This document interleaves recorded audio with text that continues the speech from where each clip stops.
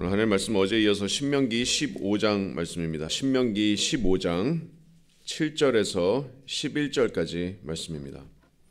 내 하나님 여호와께서 내게 주신 땅 어느 성읍에서든지 가난한 형제가 너와 함께 거주하거든 그 가난한 형제에게 내 마음을 완악하게 하지 말며 내 손을 움켜쥐지 말고 반드시 내 손을 그에게 펴서 그에게 필요한 대로 쓸 것을 넉넉히 구워주라. 삼가 너는 마음에 악한 생각을 품지 말라. 곧 이르기를 일곱째 해 면제년이 가까이 왔다 하고 내 궁핍한 형제를 악한 눈으로 바라보며 아무것도 주지 아니하면 그가 너를 여호와께 호소하리니 그것이 내게 죄가 되리라. 너는 반드시 그에게 줄 것이요 줄 때에는 아끼는 마음을 품지 말 것이니라. 이로 말미암아 내 하나님 여호와께서 네가 하는 모든 일과 내 손이 닿는 모든 일에 내게 복을 주시리라. 땅에는 언제든지 가난한 자가 그치지 아니하겠으므로 내가 내게 명령하여 이르노니 너는 반드시 네 땅 안에서 내 형제 중 곤란한 자와 궁핍한 자에게 내 손을 펼지니라. 아멘. 하나님의 말씀입니다. 오늘 말씀의 제목은 가난한 형제에게 손을 펴라입니다. 가난한 형제에게 손을 펴라. 하나님께서 그렇게 명령하시죠. 7절과 8절과 11절에 가난한 형제에게 손을 펴라. 곤란한 자와 궁핍한 자에게 내 손을 펼지니라. 오늘 본문을 묵상하면서 예전에 아프리카의 그 카메룬의 한 현지 목사님이 생각이 났습니다. 제가 신학교 있을 때 매년 카메룬을 방문했었는데 마지막에 제가 몇 년 한국으로 돌아오기 전에 그 목사님을 마지막으로 이제 공항에서 작별 인사를 하는데 갑자기 제 두 손을 꼭 잡더니 눈물을 글썽이시면서 이렇게 말씀하시던 게 아직도 잊혀지지 않습니다. 제 영어 이름이 마이클이거든요. 마이클 이러더니 저희를 절대로 잊지 마세요. 이렇게 눈물을 글썽이시면서 이렇게 마지막 작별 인사를 했던 게 생각이 났습니다. 제가 그 아프리카 카메룬에서 정말 처음 경험해보는 수준의 가난을 봤습니다. 정말 너무 배고프면은 먹을 게 없어서 흙으로 배를 채우고 뭐 집이라고 해봤자 그냥 흙더미로 쌓아 올린 벽이 전부입니다. 지붕도 없고요.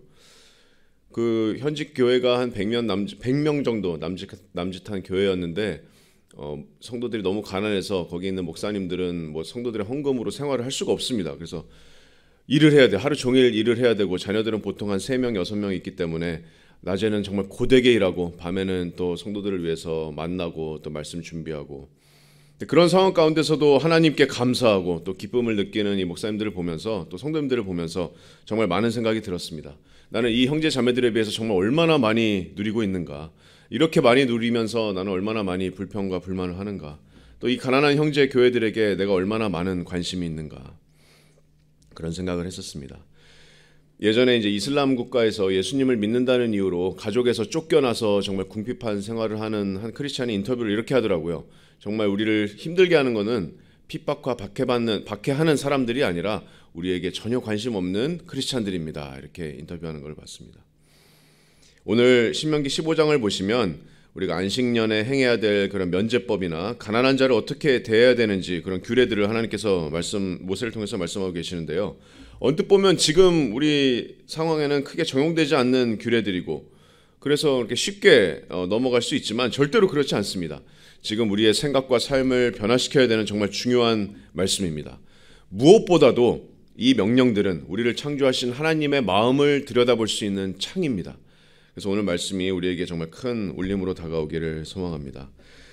하나님께서 명령하십니다. 가난한 자들과 궁핍한 형제에게 손을 펴라.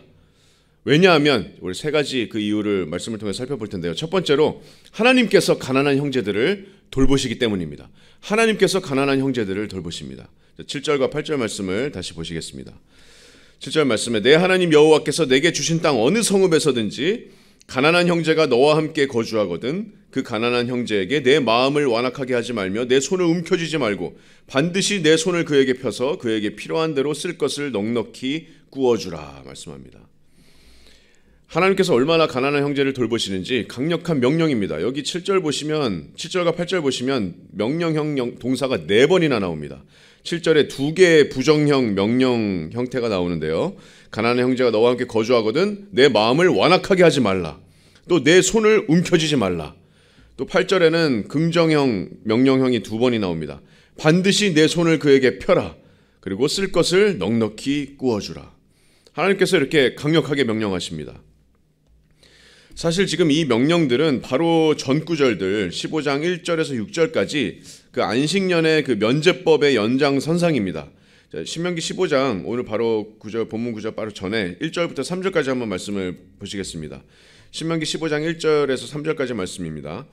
매 7년 끝에는 면제하라. 면제의 규례는 이러하니라. 그의 이웃에게 꾸어준 모든 체주는 그것을 면제하고 그의 이웃에게나 그 형제에게 독촉하지 말지니 이는 여호와를 위하여 면제를 선포하였음이라. 이방인에게는 네가 독촉하려니와 내 형제에게 꾸어준 것은 내 손에서 면제하라. 매 7년 끝에는 이러라. 매 7년은 여러분 안식년입니다. 이미 하나님께서 출애굽기 23장을 보시면 안식년에 가난한 자들을 어떻게 돌볼 것을 이스라엘 백성에게 명령하셨습니다. 출애굽기 23장 10절을 보시면 너는 6해 동안은 너의 땅에 파종하여 그 소산을 거두고 7째 해에는 갈지 말고 묵혀두어서 내 백성의 가난한 자들이 먹게 하라. 이렇게 하나님께서 명령하셨습니다. 근데 거기에다가 안식년 제7년 맨 끝에는 거기다 더해서 이웃에게 꾸어준 모든 채무를 면제하라고 하나님께서 명령하십니다. 하나님께서 면제를 선포하셨다 말씀합니다. 그리고 이 법은 15장 3절을 보시면 오직 택하신 이스라엘 백성에게만 적용되는 법입니다. 이방인에게는 네가 독촉하려니와 내 형제에게 꾸어준 것은 내 손에서 면제하게 하라. 이방인에게는 독촉할 수 있습니다. 왜냐하면 이방인들과는 거래를 했기 때문입니다. 그 당시 농경사회였기 때문에 땅을 사고 팔고 거래를 했습니다. 하지만 이스라엘 백성끼리 형제들끼리는 이 같은 거래라기보다는 가난한 자들, 토지나 농사할 땅이 없는 사람들을 위해서 꾸어주는 형태로 이루어졌습니다. 그래서 경제적 능력이 안 되는 그런 형제들, 그런 이스라엘 백성들은 보통 가난에서 벗어날 길이 없었습니다. 그래서 이 면제법은 그런 자들에게 하나님께서 기회를 주시는 법입니다. 이방인들이 돈 안 갚고 벗어날 기회를 주시는 게 아닙니다. 지금 이 법이 지금 우리의 상식에서는 좀 이해가 안 된다고 생각하는 사람들이 있을 수도 있겠지만 하나님께서 얼마나 가난한 백성들을 돌보시는지, 가난한 사람들을 돌보시는지 우리가 그 마음을 이해하면 우리가 생각이 달라집니다. 여러분, 하나님의 구원의 역사가 가난한 자들의 역사였습니다. 하나님의 구원 역사가 가난한 자들의 역사입니다. 야고보서 2장 5절을 보시면 내 사랑하는 형제들아 들을지어다. 하나님이 세상에서 가난한 자를 택하사 믿음에 부유하게 하시고 또 자기를 사랑하는 자들에게 약속한 나라를 상속으로 받게 하지 아니하셨느냐 이렇게 말씀합니다. 하나님이 세상에서 누구를 택하셨다고요? 가난한 자를 택하사 믿음에 부유하게 하셨다. 여기서 가난한 자는 경제적으로 가난한 사람들을 말씀하는 겁니다. 하나님께서 세상에서 가난한 자들을 택하셔서, 여러분 정말 그렇습니까? 하나님께서 가난한 자들을 택하셨습니까? 물론 예외도 많이 있지만 여러분 성경의 구원 역사를 잘 살펴보시면 하나님의 택함받은 백성들은 대부분 정말 놀랍게도 물질적으로 가난한 사람들이었습니다. 먼저 이스라엘이 그랬습니다. 여러분 이스라엘이 어떻습니까? 이스라엘이 대단한 열방의 강국이고 엘리트 민족이었기 때문에 하나님께서 택하신 것이 아닙니다. 오히려 이스라엘 백성들은 모든 민족보다 수가 적은 민족이었습니다. 게다가 이스라엘 백성들은 애굽에서 종살이하던 백성들이었습니다. 아무런 보잘것없는 무시받는 백성들이었습니다. 그런데 하나님께서 그들을 택하셨고 그들을 영적으로 믿음에 부유한 백성들로 높이셨고 또 그들과 변하지 않는 언약을 맺으셨습니다. 기업의 땅을 주셨습니다. 예수님께서 택하신 제자들은 어떻습니까? 아무것도 아닌 사람들이었습니다. 어부들이었고 또 평범한 사람들이 대부분이었습니다. 학벌도 좋지 않았습니다. 초대교회에 그리스도를 따랐던 정말 수많은 그리스도인들은 예수님을 따른다는 이유로 실제로 경제적으로 가난했고 대부분 가난한 사람들이 대부분이었습니다. 세상적으로 보잘것없는 사람들이었습니다. 여러분 그것이 하나님의 지혜입니다. 고린도전서 1장 28절 말씀처럼 하나님께서 세상의 천한 것들과 멸시받는 것들과 없는 것들을 택하사 있는 것들을 폐하려 하시나니. 여러분 하나님께서 하나님의 놀라우신 지혜로 이같이 가난한 자들을 택하셔서 역사하시고 가난한 자들을 이렇게 강한 명령으로 돌보신다면 저와 여러분도 마찬가지입니다. 우리도 가난한 형제들을 돌봐야 됩니다. 우리 새삼교회 성도님들은 정말 하나님 마음을 따라서 정말 잘 말씀에 순종하시는 분들이어서 감사합니다. 우리 담임 목사님께서도 정말 어려운 분들을 돌보시는 긍휼한 마음이 크신 분이어서 정말 감사하고요. 성도님들도 정말 목사님을 따라서 우리 성심교회들 어려울 때 정말 많이 헌금해 주시고 또 선교사님들 도와주시고 또 신학교 후원해 주신 분들도 정말로 많더라고요. 또 저희 사역자들도 언제나 항상 챙겨주시고 또 평소에도 주위 어려운 분들 많이 챙겨주시고 도와주시는 성도님들 보면 정말 저도 많이 배우고 또 감사하게 됩니다. 우리가 정말 지금까지 하던 대로 주님의 마음을 따라서 하나님의 마음을 따라서 정말 주위의 어려운 형편의 형제 자매들을 여러분 더 돌보시고 더 도와주시기 바랍니다. 우리가 점점 더 세상이 어떻습니까? 이기적이 돼가고 또 개인주의 사회가 되어가는 이 세상에서 정말 우리 교회가 더욱더 본으로서 서로 돌보면서 이 세상에 메시지를 던졌으면 좋겠습니다. 우리가 세상에 던지는 메시지가 뭡니까? 세상에 던지는 메시지는 이 복음의 메시지를 정말 세상이 믿게 하는 메시지입니다. 요한복음 17장 21절 말씀에 예수님께서 이렇게 기도하셨습니다. 아버지여, 아버지께서 내 안에, 내가 아버지 안에 있는 것 같이 그들도 다 하나가 되어 우리 안에 있게 하사 세상으로 아버지께서 나를 보내신 것을 믿게 하옵소서. 여러분, 세상에 던지는 메시지가 이런 메시지입니다. 세상으로 독생자 예수 그리스도를 믿게 하는 메시지는 바로 우리의 연합입니다. 우리가 다 하나가 되는 것. 아버지께서 내 안에, 내가 아버지께서 있는 것 같이, 아버지 안에 있는 것 같이 우리도 다 하나가 되어서 서로 사랑으로 돌보는 모습이 세상 사람들이 우리 교회를 볼 때, 세상 사람들이 우리 공동체를 볼 때, 아, 이들이 전하는 복음이 정말 진짜 메시지구나. 아, 아버지께서 독생자 예수님을 정말 보내셨구나. 믿게 만드는 이유가 됩니다. 여러분, 하나님께서 가난한 형제들을 돌보십니다. 그러므로 우리도 가난한 형제들에게 우리의 손을 펴야 됩니다. 두 번째로 우리가 가난한 형제들에게 손을 펴야 되는 이유는 하나님께서 돌보심과 동시에 하나님께서 가난한 형제들을 들으십니다. 하나님께서 가난한 형제들의 기도를 들으십니다. 9절 말씀 보시겠습니다. 오늘 본문 19장 말씀에 삼가 너는 마음에 악한 생각을 품지 말라. 곧 이르기를 일곱째 해 면제년이 가까이 왔다 하고 내 궁핍한 형제를 악한 눈으로 바라보며 아무것도 주지 아니하면 그가 너를 여호와께 호소하리니 그것이 내게 죄가 되리라. 악한 마음을 품지 말라. 악한 마음이 여기서 어떤 마음이죠? 자, 면제년 일곱째 해가 이제 가까이 오는데 내 손을 펴서 그 사람에게 줘봤자 그거 곧 있으면 다 돌려받지도 못하고 그냥 다 날아가는 거 아닌가. 충분히 그렇게 생각할 수도 있는 거 아닙니까? 이렇게 생각할 수 있겠지만 하나님께서 뭐라고 그러시죠? 하나님께서 정죄하십니다. 그건 네가 마음에 품는 악한 생각이다. 더 놀라운 것은 하나님께서 그 가난한 형제의 호소를 들으신다는 겁니다. 그 가난한 형제가 하나님께 호소합니다. 아니 내 옆에 이 사람이 내 옆에 내 형제가 나누어줄 충분할 것들이 있는데 이제 면제년이 가까웠다고 해서 저를 모른 채 합니다. 하나님 제가 어떡합니까? 제가 어떻게 살아갑니까? 도움받을 사람이 없습니다. 하나님께서 그 호소를 들으십니다. 그리고 그 호소는 그 가난한 형제를 보고도 도와주지 않은 자에게 죄가 됩니다. 하나님 앞에 죄를 짓는 겁니다. 여러분 우리가 왜 가난한 형제에게 손을 펴야 됩니까? 하나님께서 그 가난한 형제의 호소를 들으시고 그 호소를 우리에게 죄로 돌리시기 때문입니다. 알면서도 보고서도 도와주지 않는 마음. 그거는 행함 없는 믿음이라고 야고보서에서도 정죄합니다. 야고보서 2장 15절에서 17절 말씀에 만일 형제나 자매가 헐벗고 일용할 양식이 없는데 너희 중에 누구든지 그에게 이르되 평안히 가라 덥게 하라 배부르게 하라 하며 그 몸에 쓸 것을 주지 아니하면 무슨 유익이 있으리요. 이와 같이 행함이 없는 믿음은 그 자체가 죽은 것이라 말씀합니다. 여러분의 믿음은 행함이 있는 믿음입니까? 행함이 없는 믿음입니까? 내가 알고 있는 주위에 어려운 형제자매들이 있습니까? 가난한 형제자매들이 있습니까? 그 형제자매에게 내가 손을 꽉 쥐고 펴고 있지 않지는 않습니까? 주님께서 그 형제자매의 기도를 들으십니다. 주님께서 그들의 호소를 들으십니다. 무엇보다도 그런 형제를 내가 거부하는 것은 모른 채 하는 것은 곧 예수 그리스도를 모른 채 하는 겁니다. 예수님을 거부하는 겁니다.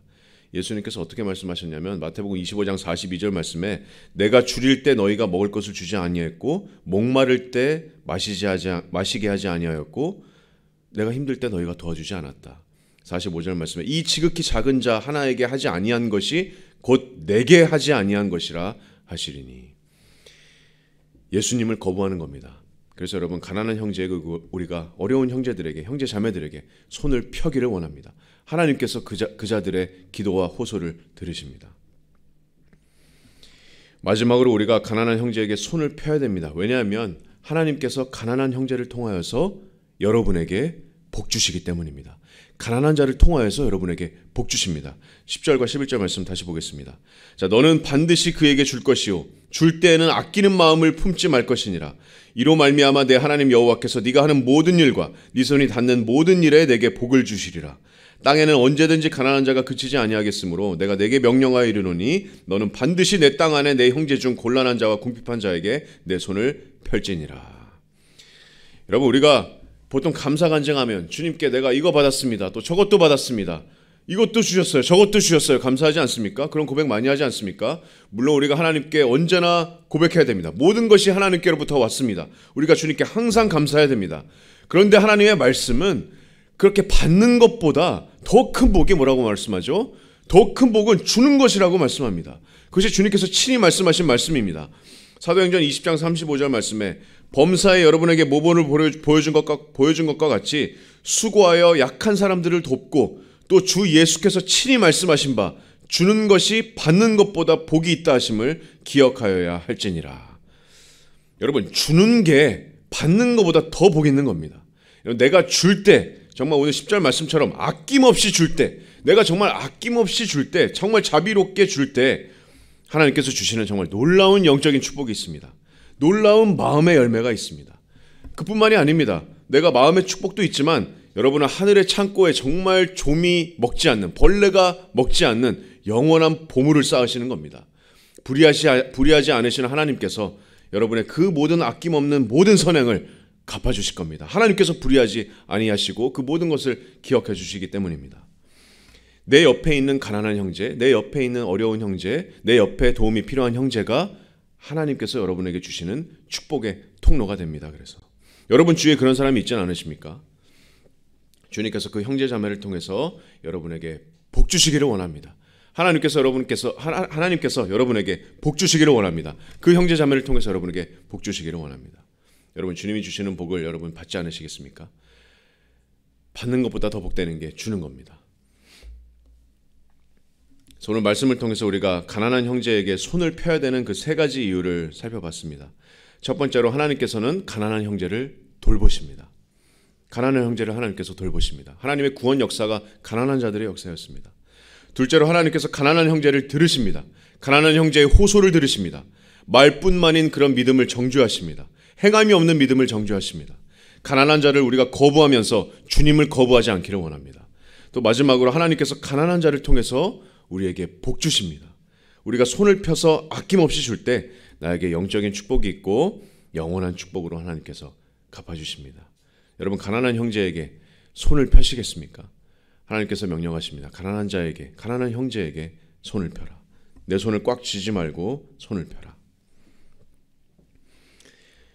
여러분, 가난했던 우리에게 친히 손을 뻗으신, 친히 손을 펴주신 우리 주님을 생각했으면 좋겠습니다. 고린도후서 8장 9절 말씀에 여러분이 잘 아시는 놀라운 말씀이 있습니다. 고린도후서 8장 9절 말씀입니다. 우리 주 예수 그리스도의 은혜를 너희가 알거니와 부요하신 이로써 너희를 위하여서 가난하게 되심은 그의 가난함으로 말미암아 너희를 부요하게 하려 하심이라. 우리 주 예수 그리스도의 은혜를 너희가 알거니와 부요하신 이로써 너희를 위하여 가난하게 되심은 그의 가난함으로 말미암아 너희를 부요하게 하려 하심이라. 여러분, 온 땅과 하늘에 가장 부요하신 이가, 가장 부요하신 하나님께서 너희를 위하여서 가난하게 되셨다. 너희를 위하여서, 나를 위하여서 가난하게 되셨습니다. 영원하신 지존하신 하나님께서 정말 한없이 낮고 낮은 사람의 모습으로 이 땅에 오셨습니다. 하나님께서 얼마나 가난하게 되셨는지 하나님께서 창조하신 죄인들에게 뺨을 맞고 침뱉음을 당하시고 십자가에서 온 고통 가운데 숨을 거두셨습니다. 나의 죄를 위해서, 너희를 위하여서 하나님께서 가난하게 되셨습니다. 놀라운 것은 이 같은 예수님의 가난하심으로 말미암아서 너희를 부요하게 하려 하심이라. 이제 예수님의 십자가 부활을 믿는 모두를 부요하게 하셨습니다. 여러분, 그래서 예수님을 믿는 여러분은 이 세상에서 가장 부유한 사람들입니다. 우리가 아무것도 없는 것 같지만, 아무것도 보잘것 없는 것 같지만 우리는 진짜 모든 것을 소유한 사람들입니다. 모든 것을 다 가진 사람들입니다. 예수님을 소유함이 모든 것을 다 가진 겁니다. 우리가 영원의 기업을 물을 그런 정말 부유한 자로서 하나님께서 우리를 높여주셨습니다. 우리가 이같이 한없는 은혜를 입었다면, 이렇게 정말 부유해진 저와 여러분들이라면 우리가 주님께 받은 모든 것들, 내 형제 자매를 위해서, 특별히 가난한 형제 자매를 위해서 아낌없이 손을 펴서 내어주는 저와 여러분들이 되시기를 주님의 이름으로 축복합니다. 정말 마음이 풍성하고 부요한 우리 새삼 침례교회가 정말 많은 세상 사람들에게 본이 되는 우리 교회가 되기를 주님의 이름으로 축복합니다.